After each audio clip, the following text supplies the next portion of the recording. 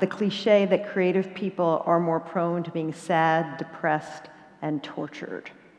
What do you think about that? I don't want to make light of or diminish mental illness, depression, alcoholism, schizophrenia.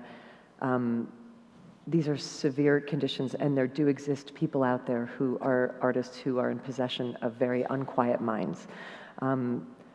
What I challenge is the assumption that this is how art is made, and this is the only way that art is made, and that your suffering is your badge of legitimacy in the world.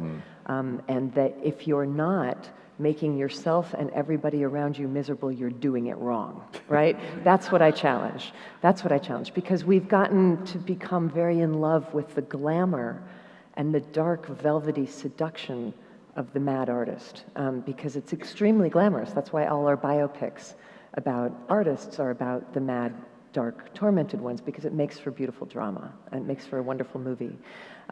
They don't make movies about E.B. White, you know, a guy who wrote really well his whole life, you know, and really diligently, and was a good husband. You know, it's not an interesting movie.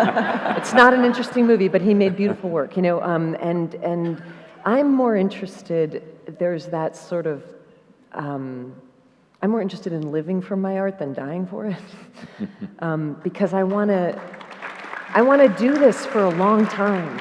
I want to do this for a long time, and to have that, there's a certain kind of grace and endurance that's not glamorous, but I find deeply beautiful, and so I challenge that. Now, this is also German Romanticism. We love, we're addicted to this story.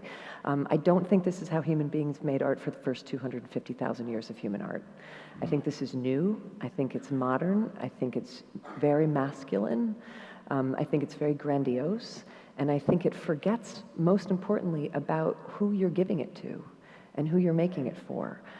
When it's all, I mean, this is not to say that you cannot make tormented art. There's something very cathartic about it, and there's moments and seasons in our lives where work comes out of the darkness, right? But don't let us forget that it's a relationship. There's a three-way relationship. There's a relationship between you and this divine, mysterious inspiration, and there's a relationship between you and who's receiving it. And it's a gift to these people, right? It's a gift, and so it should be a beautiful conversation. Elizabeth, let me jump in for a moment now, because you're pushing some of my buttons now.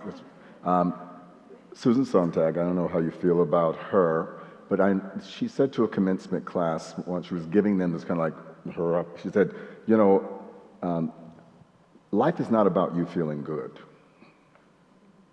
Very important thing to hear, particularly for artists. Now, my feeling is art should sometimes scare the pants off of you. Sure. Some of the best artists that I know have at times been able to empty an auditorium. These are the things I'm talking about. So I understand, I appreciate what the message you're putting out, but I think life hurts.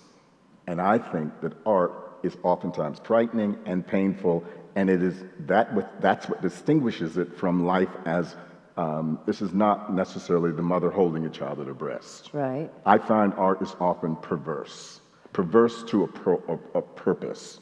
So we don't. I got you. No, I got you. Yeah. Can I say something? Please. Not exclusively. Oh, not exclusively. And that's where, and I'm with you. But when we embrace that at the exclusion of all other human emotion, so that we say light does not exist in art, joy does not exist in art, celebration does not exist in art, then we are only telling half the human story. Right. And I think that modern Western art lately has gotten addicted to only telling half the stories. I'm saying art is a scary cave. It's a very scary cave. And that's why it is, how do I put this? It is not necessarily an occupation, it is a calling. And the rules are unclear. The rules are unclear. What is the Greeks, the Eleusis, when they would, this ritual where they would go into the earth like this, oftentimes altered, and they would have nightmare experiences and then they'd come out through some rebirth. This is my paradigm for what art is. Now, what I'm doing right now is there's youth that we're talking about in this forum. Let's let the young people know. Nobody's going to sit here and tell you that we've worked it out. I'm saying if you call yourself an artist, you better be a brave motherfucker.